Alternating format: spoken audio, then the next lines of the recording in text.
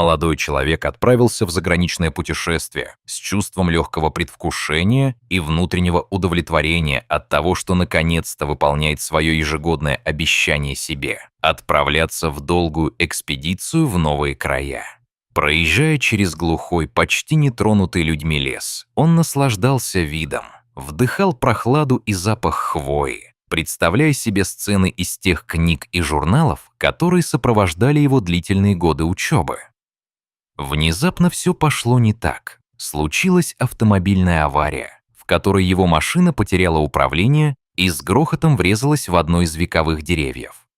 Но его спасло невероятное существо – большой медведь, который явился на место происшествия и, словно почувствовав важность момента, оказался в благоговейном трепете, когда понял, что перед ним раненый человек, и что его действия теперь действительно могут решить, выживет ли тот. Оказалось, что в этот раз его экспедиция приняла совсем иной, неожиданно драматичный поворот. Он отправился в это путешествие как своеобразную награду после долгих лет учебы в школе и напряженного труда.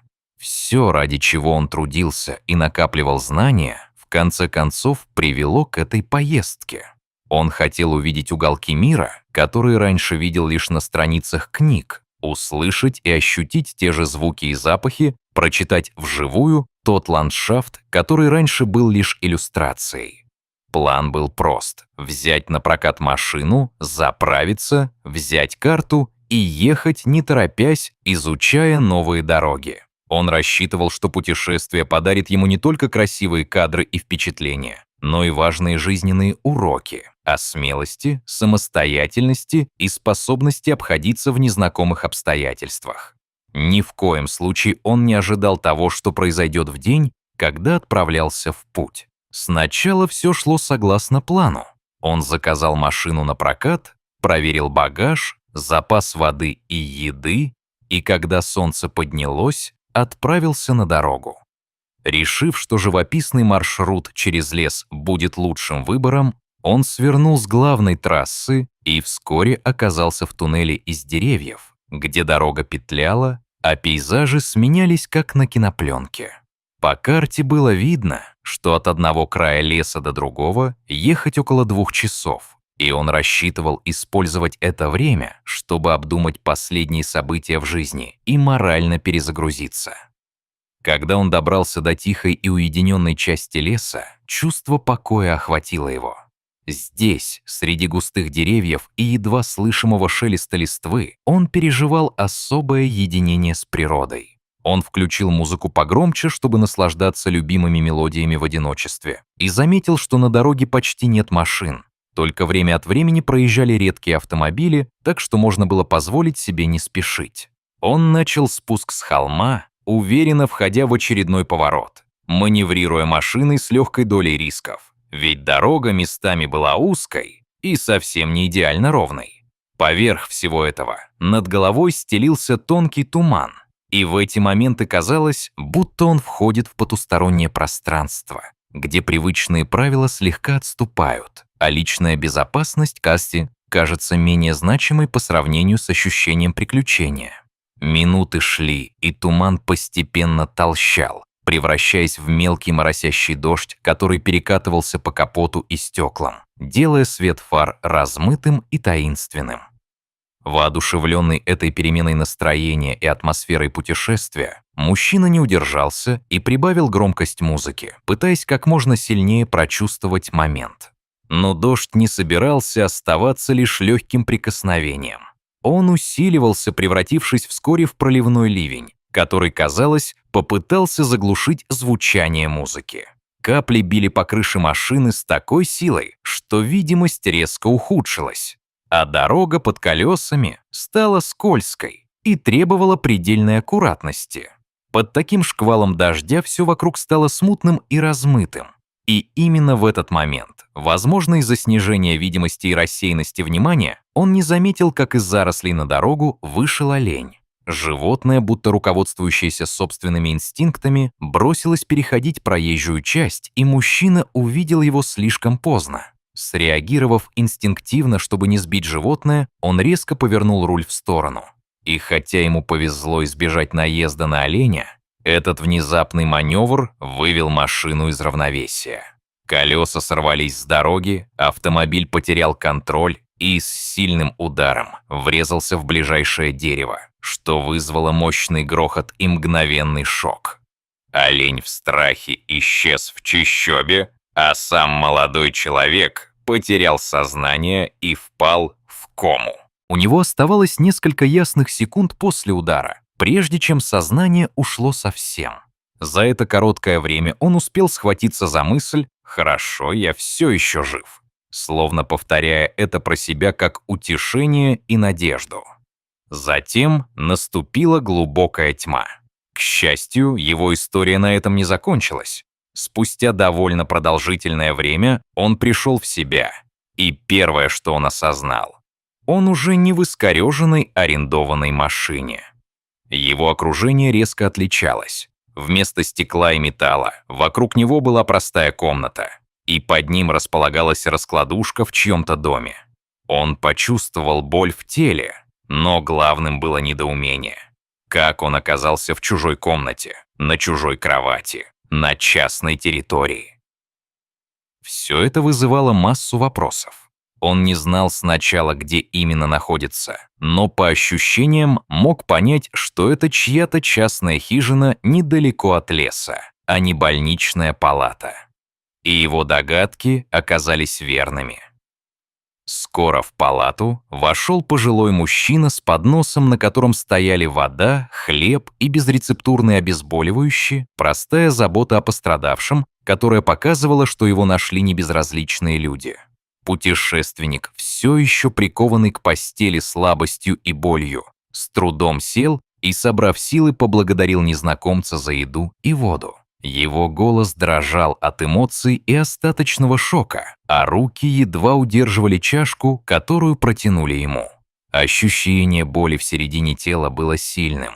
Он чувствовал ушибы, давящие боли и возможное внутреннее кровотечение, но странность положения заключалась в том, что на нем не было его собственной одежды. Старик перекрестил поле зрения, и молодой человек заметил, что на нем чистая и сухая одежда, и крови не было видно.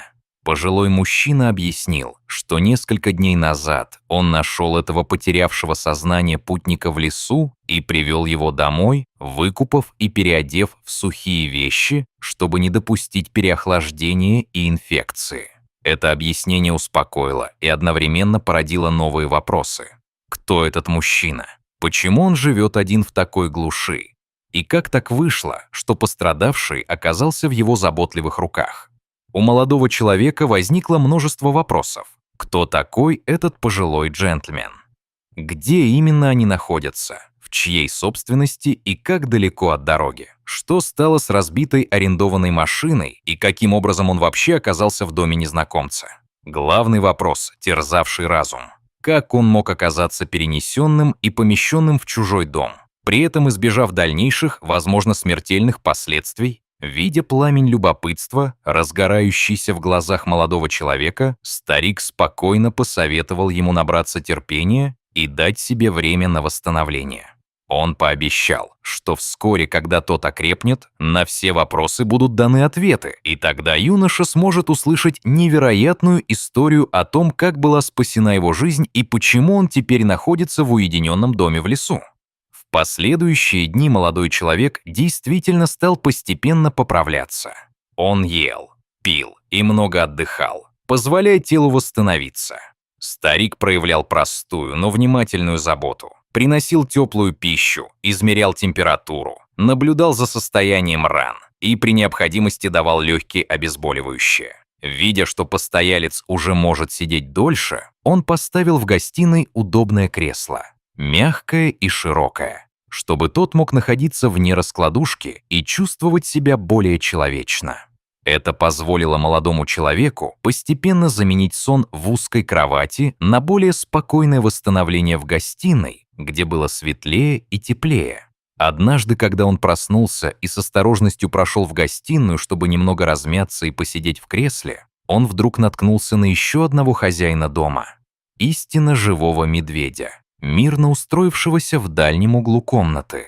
Внезапная встреча с дикой, громадной звериной породила в нем головокружение и страх, потому что такое соседство было совершенно не по расписанию обычной городской жизни. Медведь, однако, вел себя спокойно и почти послушно. Старик заметил страх, промелькнувший на лице гостя, и поспешно позвал зверя к себе, произнеся какие-то мягкие распоряжения. Медведь, как будто понимая, отозвался и осторожно отступил в угол комнаты, заняв привычное место, где обычно отдыхал рядом с человеком, который заботился о нем. Старик, усевшись рядом с креслом, начал рассказывать. Оказалось, что он лесничий, человек, чей дом действительно расположен в глубине леса, и он присматривает за значительной частью этих территорий. Несколько лет назад браконьеры систематически пробирались в лес, чтобы охотиться на диких животных, и ему постоянно приходилось следить и защищать популяцию местной фауны. Однажды он услышал выстрелы и поспешил в чащу, чтобы попытаться найти и спасти тех животных, на попечение которых он взял клятву. Услышав приближение людей, браконьеры скрылись, оставив после себя жертвы и разрушения. В глубине леса рейнджеры обнаружили большого взрослого медведя, лежащего на лесной подстилке и страдающего от ран. Очевидно, он был подстрелен, возможно, браконьерами или попал в ловушку. Старик попытался помочь раненому зверю, но быстро понял, что зверю требуется не просто помощь. Ему нужно внимание и уважение, которые могли бы преодолеть природный страх животного перед человеком. Он сел рядом с медведем и провел с ним часы, не отводя взгляда, проявляя нежность и терпение, пока животное не почувствовало, что рядом друг, а не угроза. Спустя некоторое время лесничий заметил рядом молодого медвежонка, который медленно подходил к матери и наблюдал за происходящим. Маленький, осторожный, он держался на расстоянии, но стремился быть рядом с тем, кого считал матерью. Когда мать была в безопасности и смогла немного прийти в себя, лесничий, проследив за ситуацией, понял, что медвежонок, возможно, потерялся или остался без полноценной опеки, и сердце его растаяло. Он отнесся к ребенку с таким же терпением и заботой, как и к раненой медведице, и вскоре между человеком и детенышем возникла привязанность. В конце концов мать ушла, оставив позади свои раненые следы, а лесничий, вытирая слезы и ощущая одновременно облегчение и грусть, направился домой, неся с собой практические решения о том, как помочь животным дальше.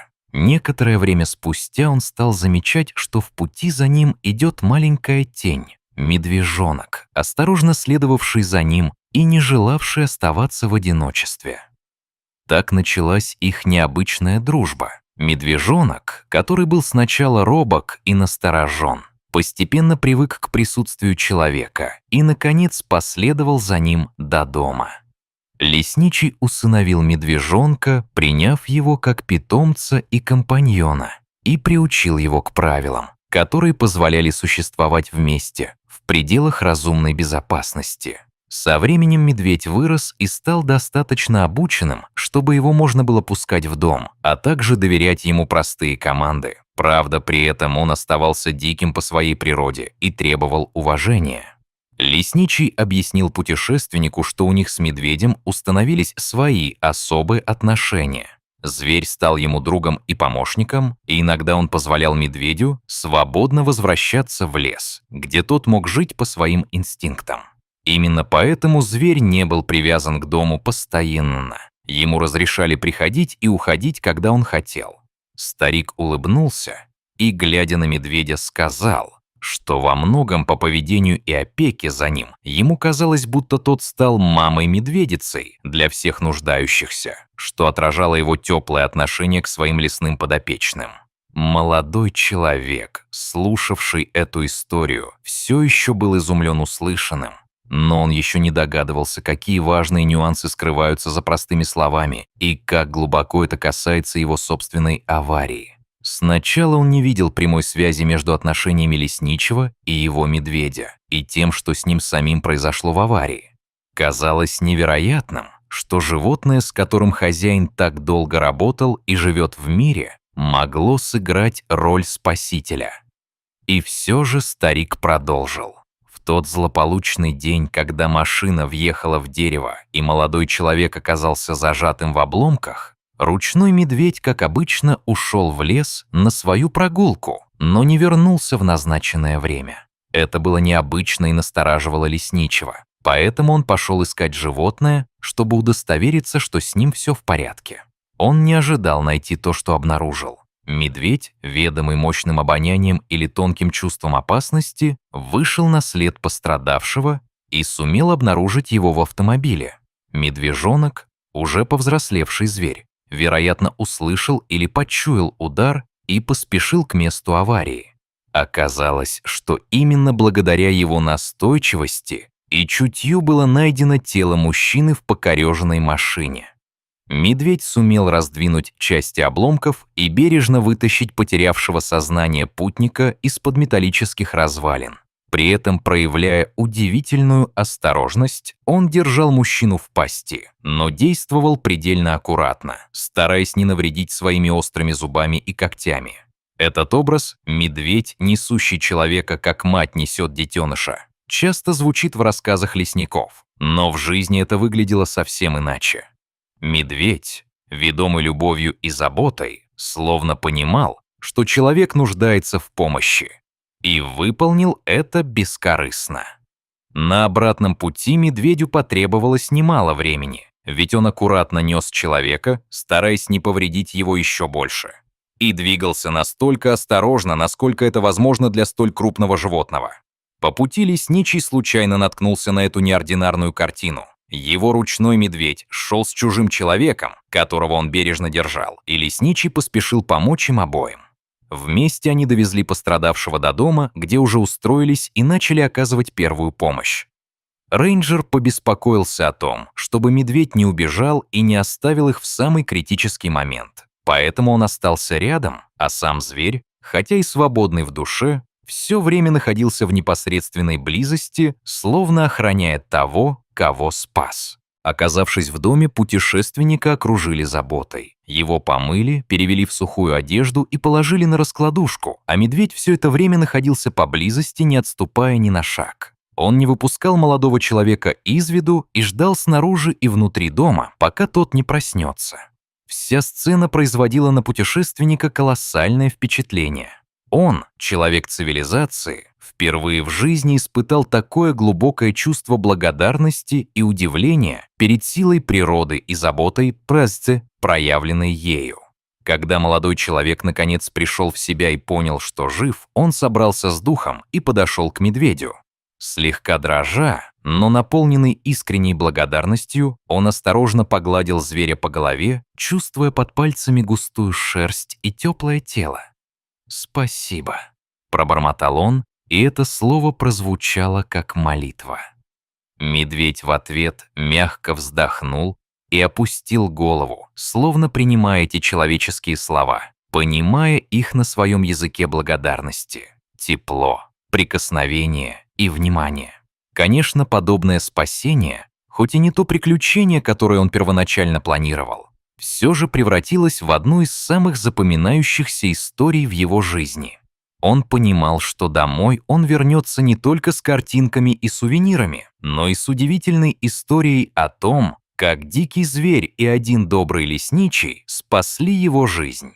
Это было доказательством того, что даже в самых неожиданных обстоятельствах можно встретить добро и помощь.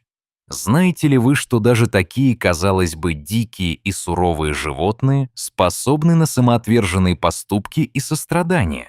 В данной истории медведь проявил именно это – инстинкт заботы, который в его случае выражался в бережном спасении человека. Когда вы слышите подобные рассказы, невольно задумываешься, а что бы вы сделали, если бы кто-то поведал вам подобное? Что дикое животное спасло чью-то жизнь. Смогли бы вы поверить и принять это с открытым сердцем? Поделитесь своими мыслями и ощущениями в комментариях ниже. Нам интересно узнать ваше мнение и эмоции. Спасибо, что посмотрели это видео. Надеемся, она заставила вас немного поразмышлять о взаимоотношениях человека и природы и о неожиданных формах помощи, которые могут прийти оттуда, откуда вы меньше всего ожидаете. До новых встреч и оставайтесь в безопасности в ваших собственных путешествиях.